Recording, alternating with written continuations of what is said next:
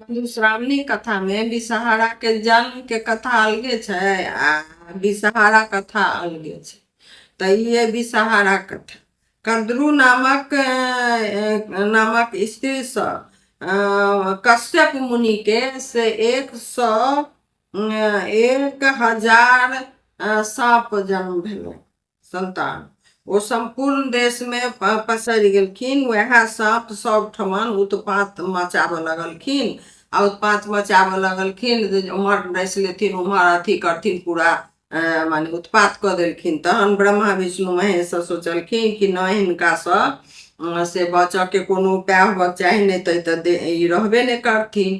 तहन से ब्रह्मा कश्यप मुनि ओठन गेलखिन। ओठन हुनका से कहलखिन जहाँ के तब लड़का माने बच्चा है से पूरा दुनिया में अहिना करैया तो एकर तो कोनो उपाय होबक चाही। तो कश्यप मुनि जे छलखिन से झाड़ फूक के से हुनका मंत्र बतेलखिन।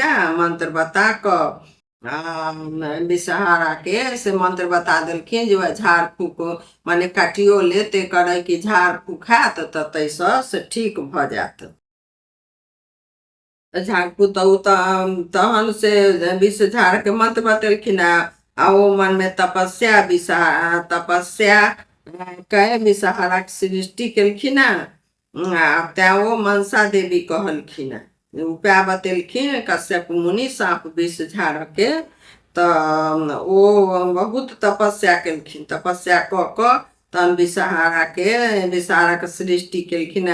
त्या वो मनसा देवी कहलखिन। किछु दिन पैघ भेला पर महादेव कैलाश ल के चल गेलखिन।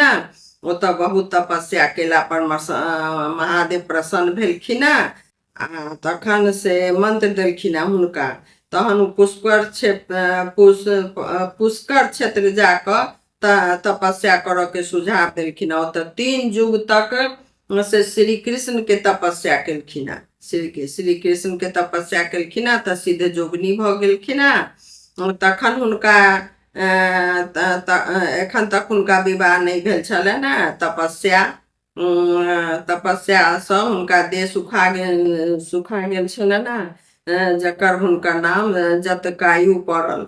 जतकायु के बूढ़ अवस्था में से बूढ़ तपस्वी ब्राह्मण सब विवाह भेलनि। ताहि से हुनकर आस्तिक नामक पुत्र भेलनि। राजा जनैमते प्रसिद्ध सर्प यज्ञ में अनेक सर्प मरल, किंतु सब सांप के आस्ति मुनि अपन प्रभाव से बचा लेलखिन। आ साढ़क संक्रांति से नाग पंचमी धरि विषहारा पूजा पसीजक पात पर होइत अछि। विषहारा पूजा केला से लोक के धान वृद्धि होइ छै। सांप के डर नहीं रहे छै। विषहारा रहे छै। 12 नाम से विषहारा विख्यात छथि। जगत गौरी मनसा जतकार्यु वैष्णवी सिद्ध जोगी नागेश्वरी देवी जतकारु प्रिया नाग भैगिनी आस्तिक माता विषहारा महा ज्ञान युता। ई 12 नाम से विषहारा के छनि।